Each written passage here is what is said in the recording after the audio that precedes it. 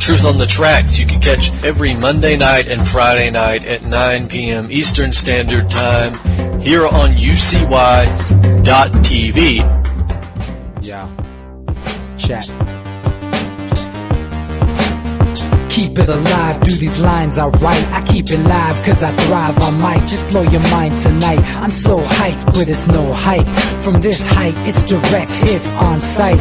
I'm your type, lend me your ears to show you that there's something in me. I'm not giving up, I'm standing right here, holding these days hostage. And I'll make this my year. We turning fear into love, and the love's in the air. I love doing this cause nothing compares. Nothing can share that same type of feeling when you feeling them flares. They can't catch it, it's havoc. I rip to a tear, switch a scenario on stereos, I leave them impaired. Variables start to change and they're all in my range. I just gotta grab it, it's all mathematics. Every step is drastic, I make it fantastic. I'm trying to take your breath away. Asthmatic. This is live through the stereo. Go and let it blow, blow through the stereo. I'ma let them know through the stereo. Yo, here we go through the stereo, stereo. This is live through the stereo. Go and let it blow, blow through the stereo. I'ma let them know through the stereo. Yo, here we go through the stereo, stereo. Yeah, just nod your head with it, so explicit and vivid. Every image is intricate, intimate. I put my all into it, no scrimmage and no rules. I'm a pro tool, hear my heartbeat, beat into the vocals. I'm so loco, lost my mind, oh no. It's ponderoso, dope, so no overdose, cause it's dope, yo. Man, this is house grown, mixed with some milestones. So I let the style flow down like the Dow Jones, bringing it with some foul tones, letting the crowd know we getting loud, so it's eardrum rudiments. Yeah, we bring it rude again. Move, little hooligan. Music for tuning in, full time to the 10. I'm on my clock like I told you. I'm doing this for dreams we pursue. Isn't that an amazing song? Thanks again to Ponder and XL for hooking us up with that free music for the Anti-Media Radio. This is Nick Bernabe here on UCY.TV. Thank you all for coming back and joining us. I'm super happy to be alive and well and still here being able to decode the news for you. And we're going to keep doing this as long as we can, as long as it lasts, until they shut us down or until the anti-media goes out of business or until something cataclysmic happens. I don't know. We're going to keep going at it, though. Your continued support and listenership, whatever you want to call it, is very much appreciated. We're going to be having kind of a, not much for a panel tonight, but I am going to be joined by my longtime co-host, DB Schwartz. He's all up in the house. What's up, DB? How you doing, man? Not too bad, Nick. Just chilling. I guess who are we running with tonight? Looks like it's going to be you, me, and Manny Aguilar. What's up, Manny? You on the line, man? Better believe it. How you doing, man? Pretty good, pretty good. What's up, Manny? Yeah, what's up? How you doing? Shout out to Claire. Shout out to DB Schwartz. Shout out to Shannon Manning. Shout out to FM Gibson. And I definitely want to do a shout out to Nick. And with not last but least, my new friend. Shout out to my new Latino princess friend from Jalisco, Lily. So shout out to her too and stuff like that. And I'm ready to basically come back. I'm going to hit it hard on Saturday. Hope to see Nick there on basically the protest against Monsanto, because they're no different than Donald Trump. They're the same, you know, stuff like that. They're vicious, and they don't care about anybody else and stuff like that. And so it was really great out there, and I want to send a shout out to Michael Buell, because he had to go to the dentist, so I had to take him, and he got treated very well. First class, all the way VIP dentist, if you want to. I recommend him 100% with Abbott Lincoln and I and stuff like that. So that was really good. And then I also want to shout out to the Dreamers Mom, that I really done a lot for them and stuff like that, and I feel that my conscience is clear because I'm doing it for the right reasons. So hello to the Dreamers Mom and to the deported veterans at the bunker. Thank you, Nick. Manny, it was great seeing you Monday, and Manny came over and was in studio with us Monday for the radio, and then him and one of our mutual journalist friends, Michael Buell, who's a great live streamer for a lot of these protests. And Manny brought up the March Against Monsanto happening this Saturday worldwide, so anyone listening, I don't care where you're at, there's probably a march going on near you if you want to go out there and stand up against Monsanto and these big chemical corporations that are doing various things. I guess Monsanto is the easiest target because they're so corrupting with the government. Michael Taylor, the guy at the FDA, Clarence Thomas, Supreme Court, former Monsanto employees. Very controversial practices. Their Roundup herbicide, which has been found by the World Health Organization to be probably carcinogenic. Various different things going on with Monsanto, and so yeah, get out there Saturday, support that. I may be out there at the one in San Diego. As many people probably know, we helped start the March Against Monsanto, the anti-media. That was a long time ago, years and years ago, and we kind of parted ways with the organization itself. But the essential message there, standing up against oligarchy, standing up against hegemonic farming practices, and it's our food, man. Everybody's eating food. Everybody has there's a little bit that we could all kind of learn from. Hold on. We're getting a call at the office here. That's not the number to call in for the radio show. I'll give the number out in a few minutes, but anyway, everybody has food to eat, or everybody eats food, I should say. And therefore, Monsanto, in one way or another, pretty much affects everybody. Hold on.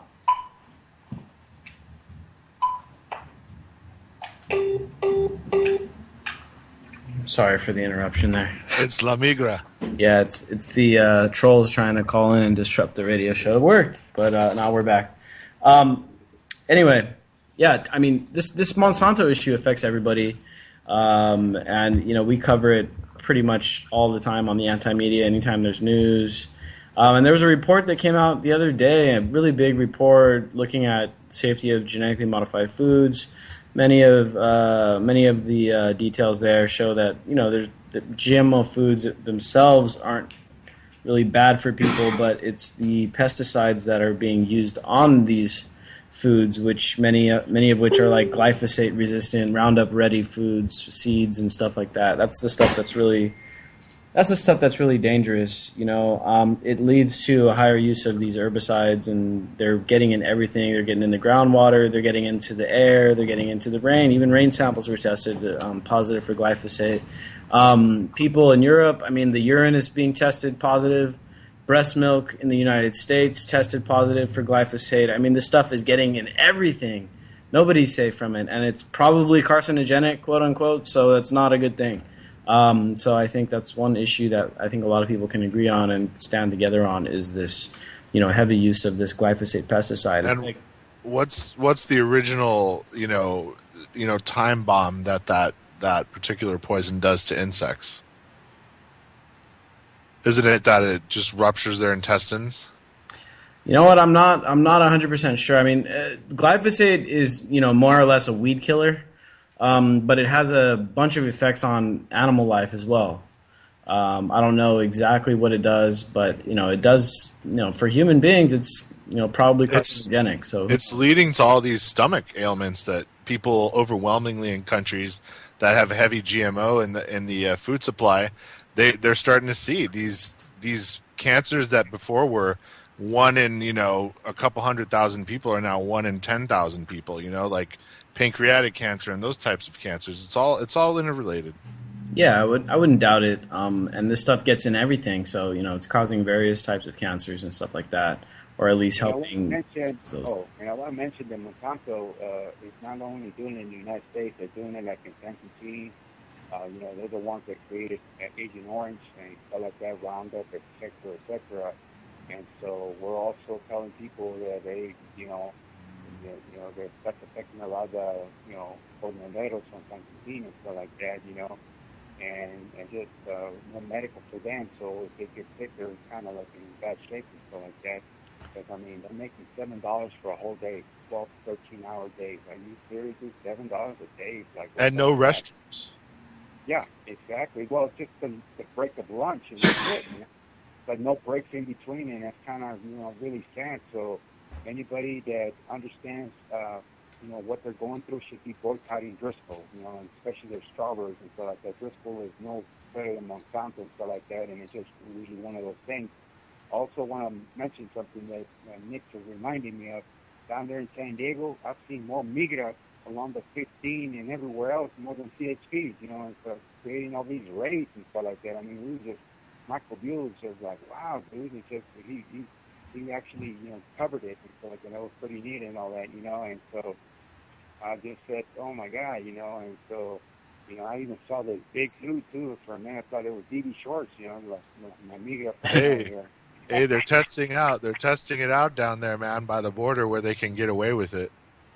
Yeah. Hey, what's your take on that, DB? On why is Obama not exercising the executive order and stopping these deportation and these raids? What's your opinion on that? I want to know that. I really couldn't tell you because honestly, you'd think you would. It helps big business, so there's got to be some other pressure going against him. I can only imagine it's labor unions are just kicking the shit out of him in some other way, or some organized type of, you know, front like that. Hey, Manny, we're having a hard time hearing you, though. Oh, okay. Yeah, I just wanted to say that, you know, that he's going to be known for the president that has deported more people, you know, and it's really a tough thing and all that. And it's you know? ridiculous because he's an immigrant. I mean, the guy's the most hypocritical suit we've ever had in office. Yeah. And, you know, when we look at like the conservative talking points, it's like we're living in the twilight zone. It's like, oh, Obama's opening up the borders and all these people through. It's like Obama's deported way more people than Bush ever did. And then the other talking point is that, oh, Obama's, you know, deconstructing the military and he's soft on foreign policy. Obama started like 8, 9, I don't know, is it now 10 new wars? I mean, it's ridiculous, man. He's the most hawkish Democrat we've had in, you know, since Clinton. And let's be honest about Obama. He has been letting in a ton of people and been deporting the exact people we need in this country, which are people that are working hard to provide for back home, not a bunch of people that are political dissidents that get here and hate the culture, dude. Yeah, exactly, and all that, you know, so... And one of the things I did hear in Tijuana from the Dreamers mom is Obama, don't deport my mama, you know, because it's just one of those things. And we're waiting for them to hopefully get, you know, DAPA and DACA passed and stuff like that, because anybody in your show that's not familiar with a special visa called the U visa, the U visa protects women that are here undocumented that go through domestic violence, because I don't think it's fair that a woman cannot call the police, but she'll be deported because, you know, after her husband beats her up, and he's going to win because he's documented and she's not. I don't think that's fair. So I hope that they'll, you know, pass all these laws, the DAPA, DACA, so that women can get what they call the U visa, you know. Yeah, and you know what a lot of people don't get about the immigration issue is that a lot of these people are refugees, man. They're coming because they're fleeing the drug war. I just saw an article today about people that are like leaving Central America, man, and like, you know, they're getting out because their lives are in danger because of the drug war down there, man. And those are the immigrants that want to come here legally. If we would just give them some kind of a path. Yeah, if it was easier, man. It's like, dude, you're about to get killed in your home. You're not going to sit around and wait 2 years to try to, you know, go about it legally to try to, like, preserve your life, man. People, you know, it's survival instincts is what's driving a lot of the quote-unquote illegal immigration. You know what I mean? People just trying to not die, you know, and can you blame them?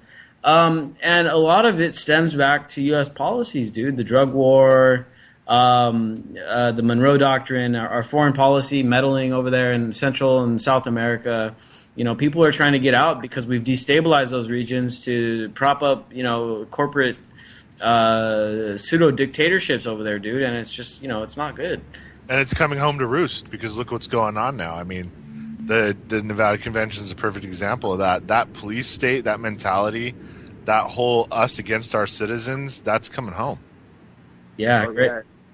Talking about the problems that we have too, I want to mention that Nick mentioned it, and it's just in the battle with especially the women that are always leading the pack in the movement anyway.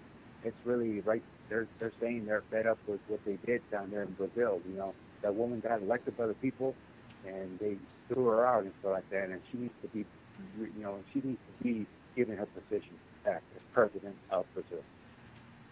Yeah, very, very messed up stuff going on in Brazil right now. Very bad timing too, with the Olympics coming up, and all that. Well, it's perfect timing though for the people that pulled this off.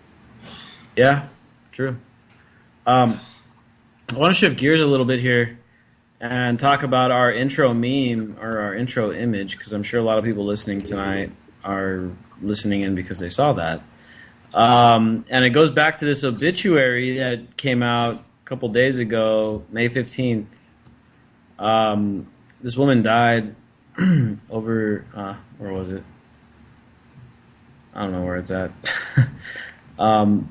Anyway, this woman died, and then her son put in the obituary, he put face with the prospect of voting for either Donald Trump or Hillary Clinton. Marianne Nolan of Richmond, okay, it's Virginia. Marianne Nolan of Richmond chose instead to pass into the eternal love of God on Sunday, May 15, 2016, at the age of 68. And I just found this absolutely hilarious, but at the same time, like, very telling. And this guy kind of stirred up a national conversation here, just about the election. And I was talking to some people today. We're covering a story on the Anti-Media tomorrow regarding a recent poll. And man, a lot of people are like, you know what? If it's Trump, Hillary, I'm ready to vote third party. I think I saw that like 60 something percent of people in a poll said that they'd be willing to consider a third party candidate over Trump or Hillary. So that's a really interesting prospect, and it really does show the rejection now of this two-party system, right? Well, we need the third party, man. We need a progressive party. We have to have one. Yeah, and I think the only hope here is for someone to build up an alliance between like the progressive and the libertarian-leaning people, and that's kind of what Ralph Nader has been talking about recently. Is that there needs to be like a real left and a real right alliance, because I think libertarian vein of thought is like the true right wing, and the progressive, like the progressive socialism is like the true left wing. And I think that the only way to get a viable third party together is to build some kind of alliance between these two groups, maybe a president and a VP ticket between like Jill Stein and Gary Johnson or something like that, to really build some kind of united coalition between people that are really genuinely anti-establishment, that may disagree on economics and other things, but are willing to put their differences aside to kind of make a crack at the status quo. And maybe that is something that could happen maybe this election or next election. I think that's a real possibility.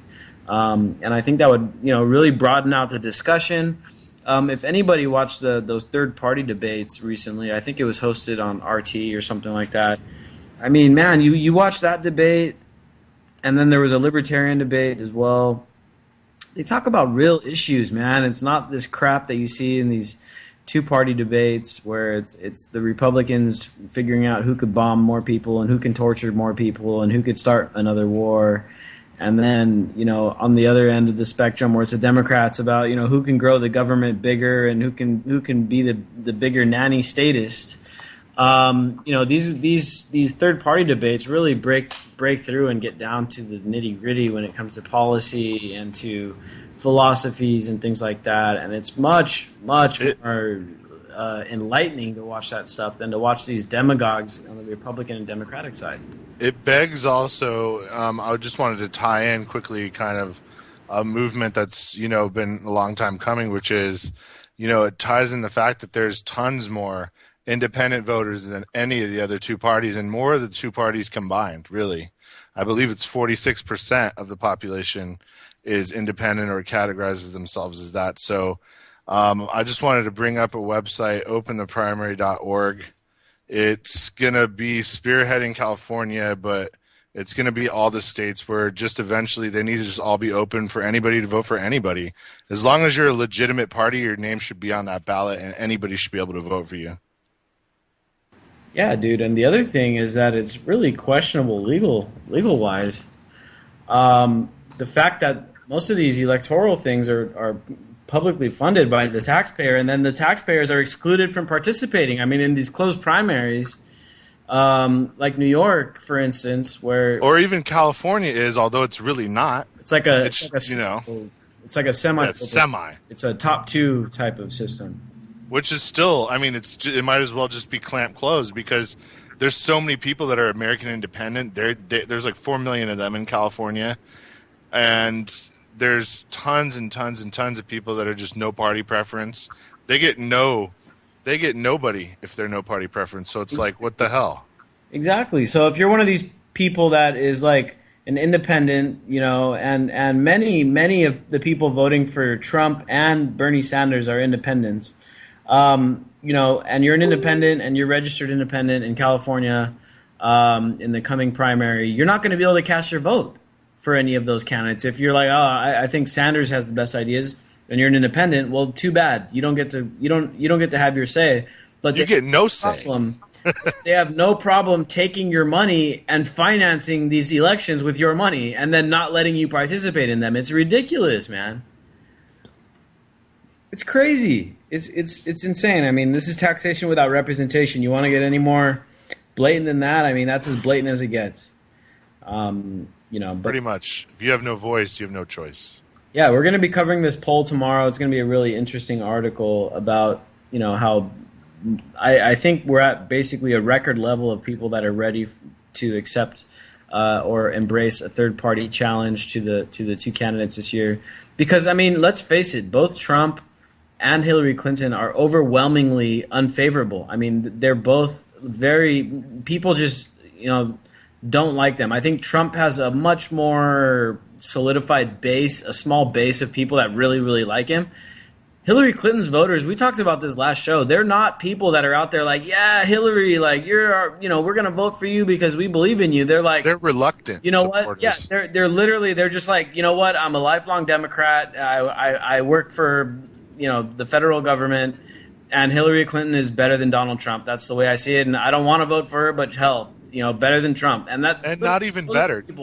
Those are the people supporting Hillary Clinton. That's their mindset. It's not like, yeah, I believe in this woman. It's damn it, I got to vote for her because if not, it's Trump.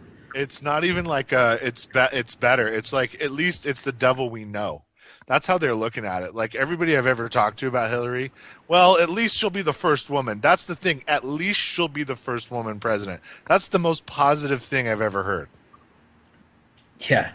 I mean, that's crazy. That's like voting for Hitler because he'd be the first fascist.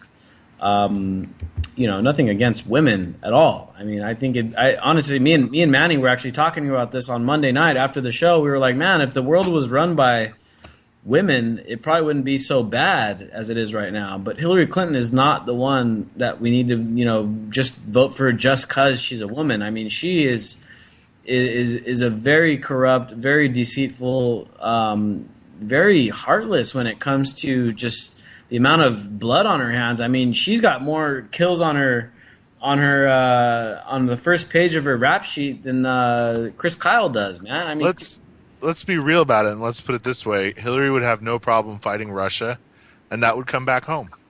I mean, yeah. I mean, she's already stated pretty openly that she wants a no-fly zone in Syria, which it would trigger Russia. It would force Russia's hand to do something.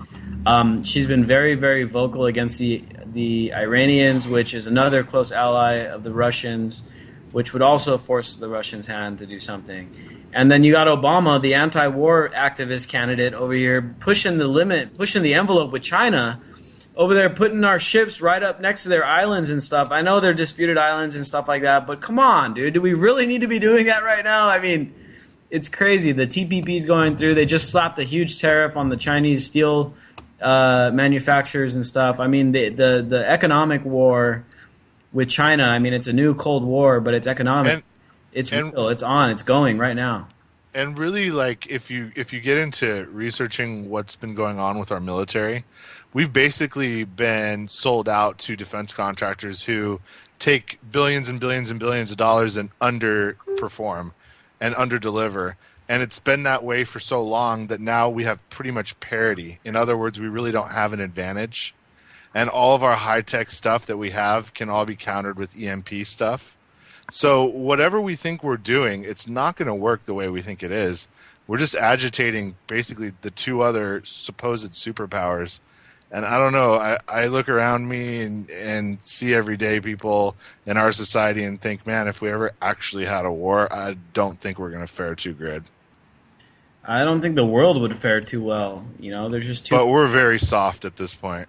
Yeah, that's true. But there's just so many super weapons out there now. I mean, just the amount of nuclear weapons held only by the U.S. and Russia are just, it's enough to destroy the world like a bunch of times over. And we'd fare particularly horribly if the grid collapsed here, though.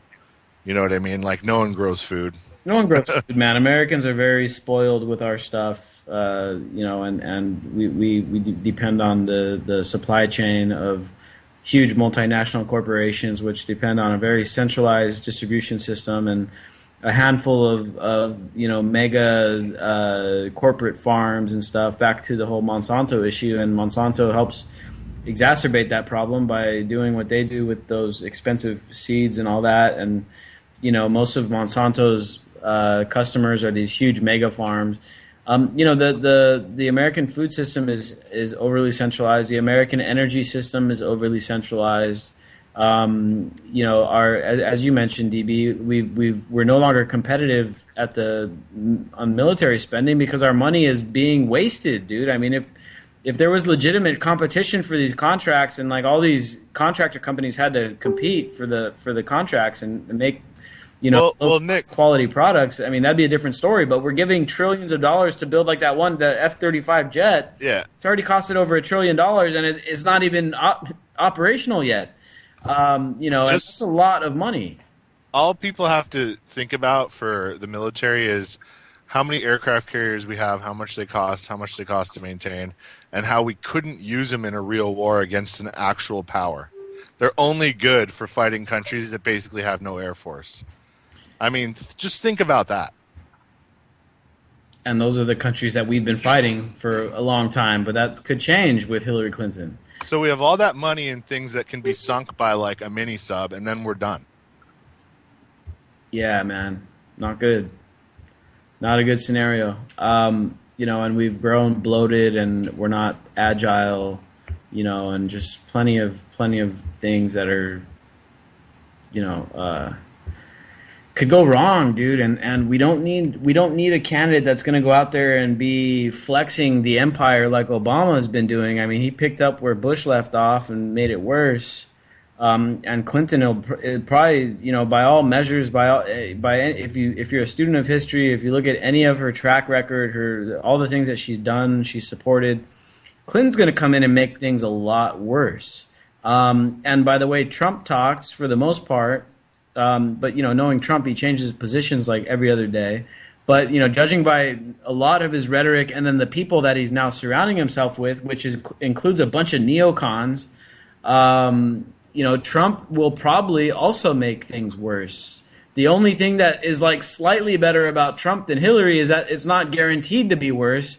It's just most likely that it's going to be worse, and that's not. It's going to be a different kind of worse. Yeah, and that's why so many people are now identifying with this idea that, hey, maybe we do need third parties and maybe we do need more than just two options, is because they realize that Hillary's a bad option and Trump is most likely a bad option. So hey, maybe it's time for maybe a good option for once. It's just a party with no corporate funding. That's it.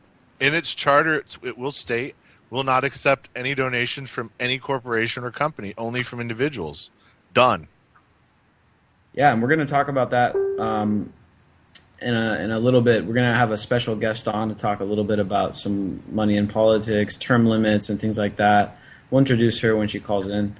I want to cover a few more stories here because we've been doing some really good stories on the antimedia.org. Hopefully everybody checks up on the website every day.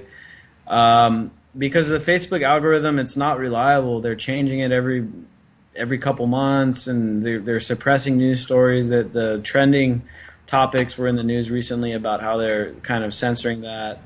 So make sure you check out our site, theantimedia.org, a couple times a day to make sure you can see all the stuff that we're putting out there, and then sign up for our newsletter. You can sign up on the homepage there. We got a newsletter that we send out every Thursday. And we include like our top 5 stories or the top 5 stories that we think that you should definitely see. Because, I mean, yeah, there's stuff on the site that you're not going to want to read or you don't agree with, or, opinions that are maybe controversial or whatever. But, make sure you check the site because you don't want to miss this stuff. And I'm telling you, Facebook may give you like 10% of our posts. So, make sure you check up on that.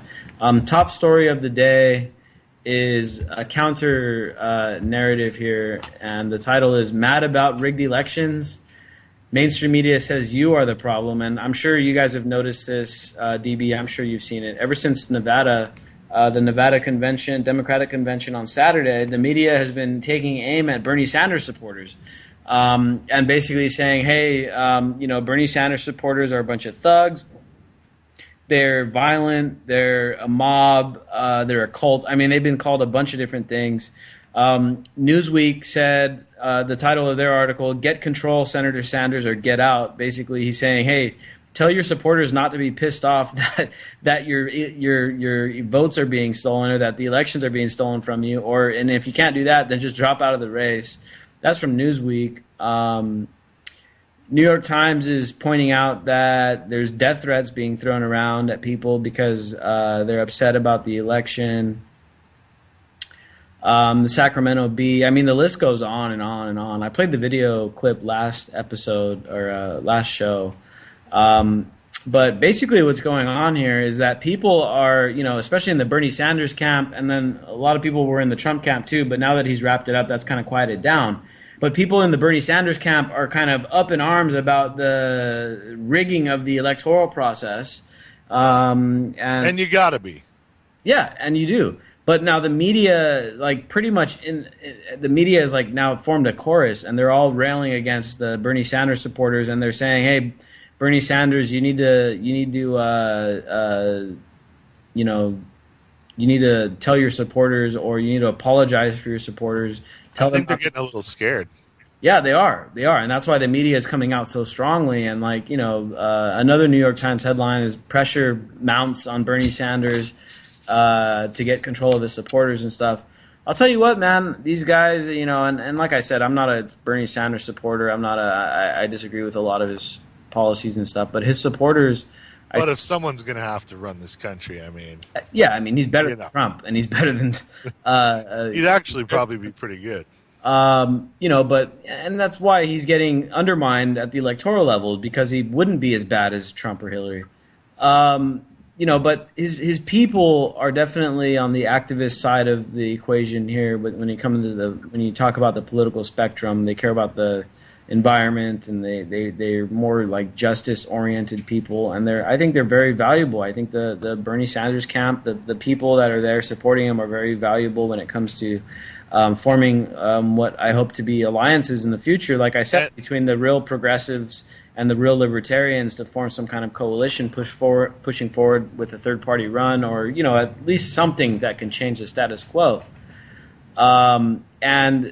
These people aren't going to go quietly. I know they're not going to. I seen the same thing happen in 2012 with the Ron Paul people, albeit it was a much, much, much smaller group. You didn't really have the youth too much. Much smaller group of people with Ron Paul. The Bernie Sanders crowd is way bigger, and they're not going to go quietly, man. They're going to cause some disruptions, and I'm thinking that even though Bernie Sanders is probably going to lose, they're going to do something, and it's going to change the status quo, and that's my hope. Yeah, there'll be a split possibly in Philadelphia. I mean, the only thing is the superdelegates or whatever maybe will have it in their hands, where they can make it a contested, and then they'll let them in, but. Other than that, they're just going to split off the youth. They're just going to split everybody off under probably honestly late 40s, because at this point, and it's a lot of 50s, 60s, and 70s. I mean, it's not really a generational thing. It's literally going to be this cutoff where people are going to be like, I will never, ever, ever support the DNC ever again because of this whole thing.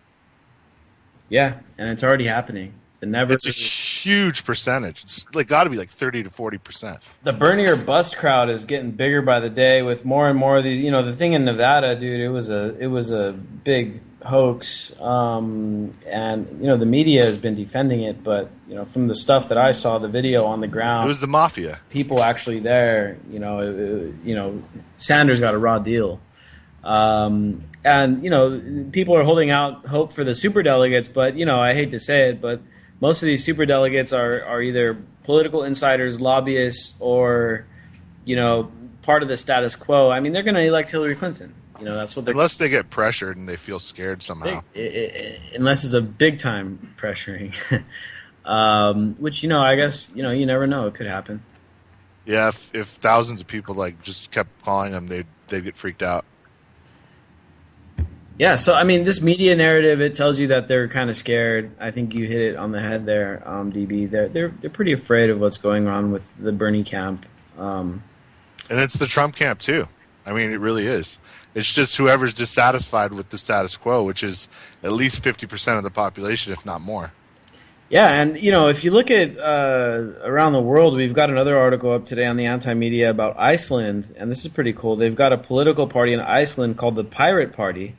And the main pillars of their platform is internet freedom, freedom of speech, drug decriminalization, and promoting true democracy. This is now the largest political party in Iceland. Now, yeah, Iceland's a small country and stuff, but it is kind of indicative of what's going on around the world. People are getting fed up with the status quo, man. Whether it's Iceland, Europe, UK, United States, Latin America. I mean, people are tired of it, dude. They're getting tired of it. At least here, if we all rose up politically and then they just disregarded it and then people took to the streets and blocked commerce and they brought in the National Guard or something or a private army, if the actual military and vets came out in force, I mean, yeah, there's possibility for something bad to happen, but there could just be a bloodless coup d'etat, a people's coup d'etat. Yeah, man. It could happen because we're armed and we're many. And there's still brave people here. Dude, this election tells you that, dude. This election tells you that people are done with it, bro. They're going to do something soon. What are we going to do? Let ourselves slide into a third world country when really we should be leading the whole world up into space? Yeah. I mean, it's hard to say how it's going to play out. No one knows. I mean, they've got plans in place. The agenda is already there. I mean, Hillary Clinton is supposed to be the nominee. Trump wasn't supposed to be the nominee. I mean, so, things are not going according to plan, dude. So that's good. Should be Sanders Trump, and let's just get this done with. Yeah, for real. Top story on the antimedia.org yesterday. A preview of the 28 pages. And now this is getting interesting. We're still trying to figure out what's really going on here. Is this a big distraction? Are they deflecting the 9/11 story? But a declassified document came out yesterday regarding Saudi Arabia and their role in 9/11. And mainly what this report did was question why they weren't pursuing a bunch of this info that they had on Saudi Arabian ties to 9/11. And so very, very indicative. I also saw something, we talked about it briefly on the last show, about after 9/11, the Saudi Arabian holdings in U.S. Treasuries exploded to huge levels, and it's been rising exponentially ever since. You know what else went up a lot, Nick? Ethanol production. Because I guess they're getting ready for any kind of a boycott Saudi Arabia might try to pull. Interesting, man. Yeah, and alternative energy has been growing in leaps and bounds and stuff like that. I mean, oil, it's only a matter of time before oil becomes obsolete. There's been a bunch of projections regarding sustainable energy and stuff, and the progress has been outperforming all these projections and stuff like that. So, the world could become almost fossil fuel free in the next couple decades, dude. We probably could. In how long do you think, if we really had to? 5 years, if there was a mandate? 5-10 years. And I think that's going to really change the world order. It's going to change the petrodollar. It's going to change the way we look at resources. And the most valuable land will be the stuff that gets the most sunshine and stuff like that, not the stuff that has the most oil in it. Like Arizona? Yeah, Arizona. So we're going to be rich. And then the Sahara Desert and stuff like that. I've seen plenty of posts that show how small of solar arrays would have to be in the Sahara Desert to give the whole world. Oh, yeah. Gee, it's so tiny comparatively, and think about what we're doing. I mean, Shell just started just had another oil spill. They dumped like, what was it, 90,000 barrels of oil in the Gulf again? I mean, So what you're telling me is we could, in the middle of the Gobi Desert or Sahara, put in this huge array and then use these towers made by this guy named Tesla to wirelessly beam energy all over the planet forever for free? it'd be nice, right? It would be nice. Decentralized energy, energy that's not super, intensive against the environment and all that kind of stuff. It would be kind of a utopia, right? Get everybody energy all around the world, so all these people in the third world can 3D print and get their own stuff going. And man, it Make would be robots. But you know what? If we do that stuff and we do open source and we do unfettered access to electricity and open source technology, well then who's going to get rich? Or not just rich, but who's going to get extremely rich? And that's the problem, dude. Is that like all these monopolists out there and hegemonic thinkers, they want to monopolize on all these resources and all this technology and all this stuff, and they want to just make themselves rich, and they purchase their politicians to keep enforcing their monopolies. And on that note, I want to bring in our special guest tonight. Victoria Steele is joining us from the organization Term Limits for U.S. Congress Political Action Committee, and she's the assistant national director. Victoria, are you on the line with us? I sure am. Hey, how's it going? Thanks for joining us. So you work with an organization that is trying to, I guess, overall get corruption out of the system, right?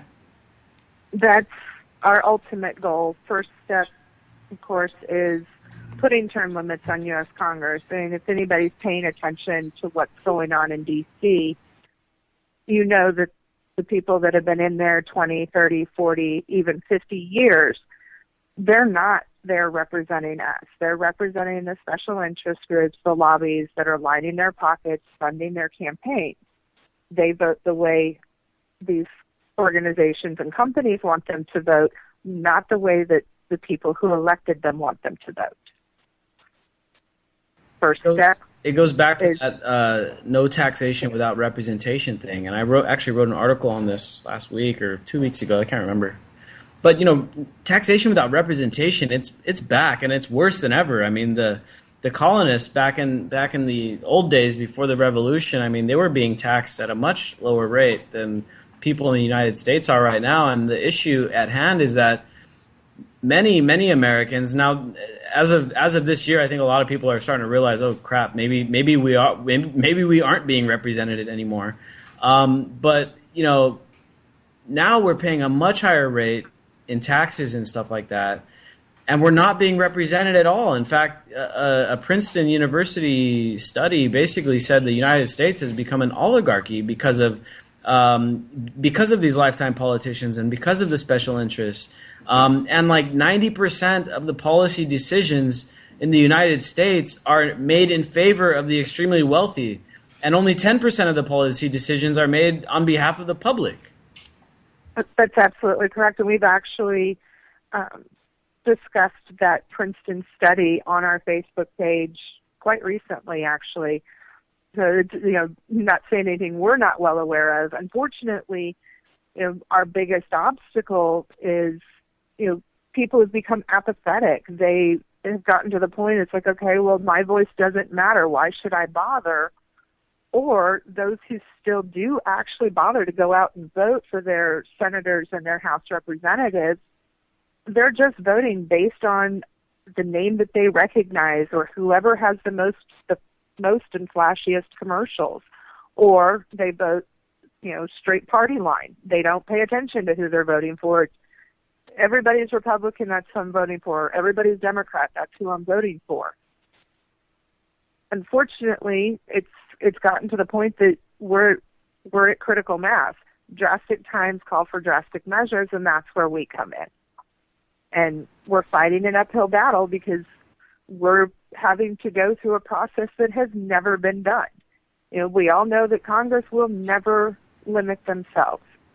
So tell us a little bit about term limits for U.S. Congress PAC.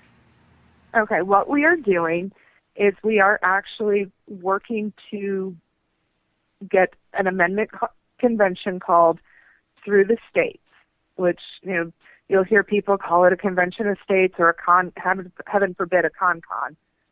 And they freak out when we say that's what we're doing to amend the Constitution.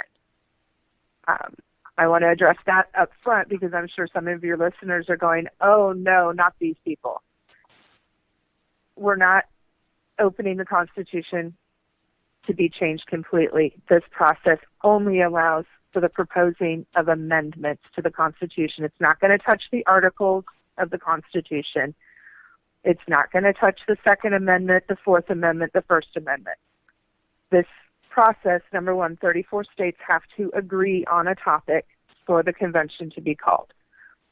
Then it still has to go through the same ratification process. 38 states have to agree on any proposed amendment. So it's a fairly safe process. Term limits is very neutral. We are a nonpartisan organization. I want to put that up there. We don't lean left. We don't lean right. We're very, very particular about that. We are actively petitioning in all 50 states right now. Those petitions will go to each state legislature requesting that they vote yes on a referendum to call that convention. Right now, we have one state. We have Florida. Well, hey, that's a start. One state's a pretty good start. Florida's a big state. Florida's a big state. One thing I do want to point out, there are other organizations out there. I'm sure you've heard of Convention of States Project. We are different than them. We are a single topic, term limits only. Convention of States does have a package deal that they're working on that is a little more right-leaning than we're comfortable with as a nonpartisan organization. Term limits is part of it, but their package is all or nothing. They want their whole package or nothing. We think that that's not feasible. You have to stay middle of the road. We are working limited with an organization, U.S. Term Limits. They've actually been around for about 25 years. They are the organization that actually got a lot of term limits set at the state level. I know they were effective where I live in Arizona personally. We now have term limits because of their initiatives. They have the contacts at the state level. We have boots on the ground. We have people out in the community working on this. Yeah, and term limits, it's a pretty broad spectrum issue. I know I've heard people in the Republican Party like Rand Paul pushing for term limits, and I've heard people on, in the Democratic side of things pushing for term limits. It's a pretty universal idea that it's common sense. I mean, we already have it for the presidents. We know, we don't want a lifetime president. We don't want a dictator, right? But exactly. But then on the other hand, it's like, the Congress people, which arguably is more powerful than the presidency, have no term limits. I mean, it just doesn't make any sense. You're absolutely right. And, you mentioned an oligarchy, and I know I just butchered that word. I always do. That is exactly, in reality, what we have. Even though we are, on paper, still, a constitutional republic, in reality, the way things are run, it's run by those 535 people in D.C., and we get no say. We really don't. Even in 2014, of the incumbents that ran in Congress, 56% ran unopposed in their primaries. There's no choice. There was no choice for 56% of Americans to choose their representative. They had no choice. And then 96% of incumbents that ran in 2014 were reelected. And this was at a time when their approval rating was at an abysmal 11 to 14% during the election cycle. Yet 96%. It's crazy. I mean, the statistics just don't line up. They don't need to actually run off against anyone anymore. No, they don't. And, one piece of information that just recently came out came to light. Did you realize that your senators, your representatives are required by their party, if they're Republican or Democrat, to spend at least 30 hours a week working on campaign funding, making phone calls to get funding for their campaigns? I heard about that. That's crazy. I mean, and these guys don't, I bet most of them don't even work 40-hour weeks, so they're spending the majority of their time fundraising rather than doing the bidding of the public who they supposedly represent. It's ridiculous. It is. It is absolutely ridiculous, and that's why we're here. That's why we're doing what we're doing. We've been around. We started, our national director, Bob Reed, and he actually started it. I came on about a month later to help him, and it's kind of snowballed from there. Almost 3 years ago, we've been actively petitioning. The 26th of this month, it'll be 2 years that we've been out collecting signatures. It's slow going, though, because as I said when I reached out to you guys earlier today, mainstream media pretends that we don't exist. We've reached out to them. They don't want anything to do with us because they're owned by the same people that own Congress. They don't want things to change. They like having somebody who's been in office 30, 40 years that they own that vote. So we can't get the airtime. We can't get in front of the American people except through social media, our website, and I'm actively reaching out to organizations like yours. This is how we're grassroots. We're all volunteer, and this is how we're going to have to do it is through, independently owned media. Exactly. And it's become a force to be reckoned with, I think. Absolutely. I think that the independent media outlets, regardless of what your central message is, and I've worked with media on both sides of the aisle. People who are news programs that are run by very strict conservatives, others that are run by liberals, some that are in the middle. Like I said, we're nonpartisan. I want to reach everybody in America. What our hope is in talking to you and talking to your listeners is that they will go to our website, and our website is termlimitsforuscongress.com. Go sign our petition. That is your voice in this. This is never going to go to a ballot. This is not something, I think there's maybe 2 states that have that option of this piece of legislature going on a ballot. The rest of the states, this is strictly going through the House and the Senate in your state. Our petition is your voice. This is your way to tell your state legislatures that you want them to make this call. You want this convention to happen. You support term limits. Awesome. I hope people go out and check this out because this is something that's very common sense and it's a very neutral issue. I think a lot of people throughout the spectrum, even anarchists and libertarians, can kind of get behind this. Because we don't need lifetime politicians. We don't. We need civil servants, people that actually want to get up there and do something and help people out or do the right thing.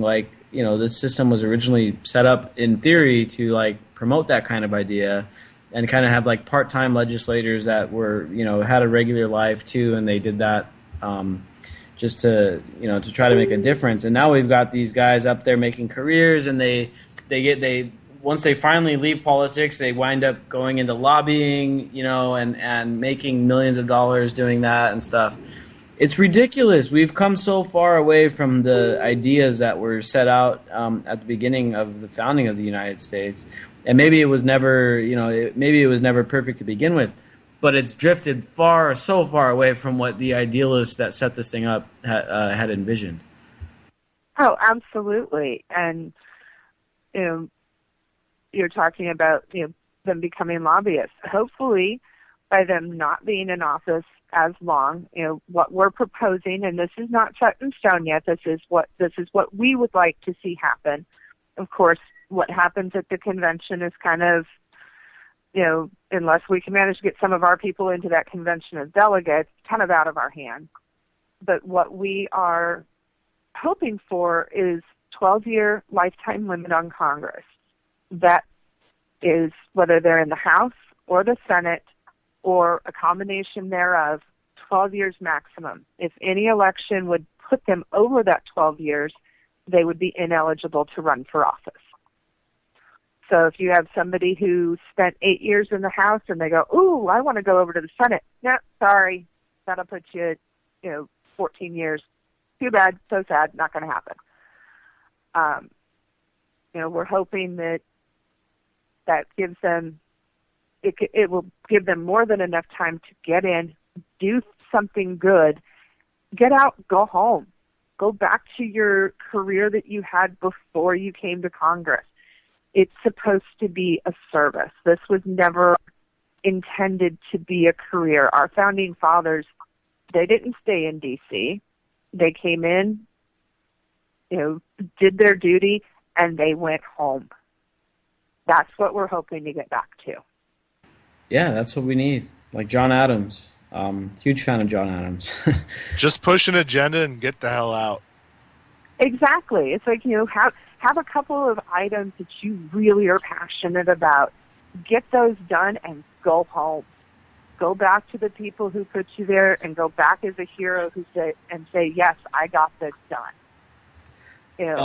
Get back to what our founding fathers envisioned for our nation, which was a balanced system. And you mentioned earlier, Congress has the power. Something that we just put up on our Facebook page today was an image with the current 3 top candidates, Trump, Sanders, and Clinton. And it very clearly states, these people are out there making you promises. Here's the truth. Congress has the power and Congress is corrupt. And it doesn't matter who gets put in the White House. Without congressional support, all of their promises are just fluff. They're air. Right on, girlfriend. We got to have a vote out the incumbents push. You know what? Here's the thing. I wish voting worked. My kids wish voting worked because I spend 10 to 14 hours a day for the last 3 years on this. My kids are better versed on the constitutional process than most adults at this point. Voting does not work the way it's supposed to. I wish it did. But on exit polls, people were asked, why did they vote for who they voted for? 80% of people who vote have admittedly stated that they vote based on name recognition, media presence, or party. That's not the way it's supposed to be. So, we don't have an educated voter base. Immigrants like myself that become U.S. citizens know the Constitution very well because we have no choice but to study to pass it. We got to know it all and stuff like that. And also, like Jesse Jackson said, there's no activists in the White House. We need activists in the White House also to get things done. Yeah, I get people every day. Somebody's like, well, we need to educate the voters. Okay. Over the last 50 or 60 years, there have been dozens of voter education initiatives. And guess what? They've all failed. You might get, I can remember when I was in high school, the big one was Rock the Vote to get, younger people out voting and paying attention. That lasted, a year? Maybe 2? I know I've been... Yeah, and Puff Daddy recently, he was one of the guys behind the Voter Die campaign. And he came out recently, I think last year, and he's like, you know what? Voting's a scam. It was pretty funny. But you know what? I mean, it's really tough. And, people, Trump's a good example here. Demagogues can get elected democratically sometimes too, and that's why it's another important reason to put term limits so that they get the hell out after they do their damage. Thank you for calling.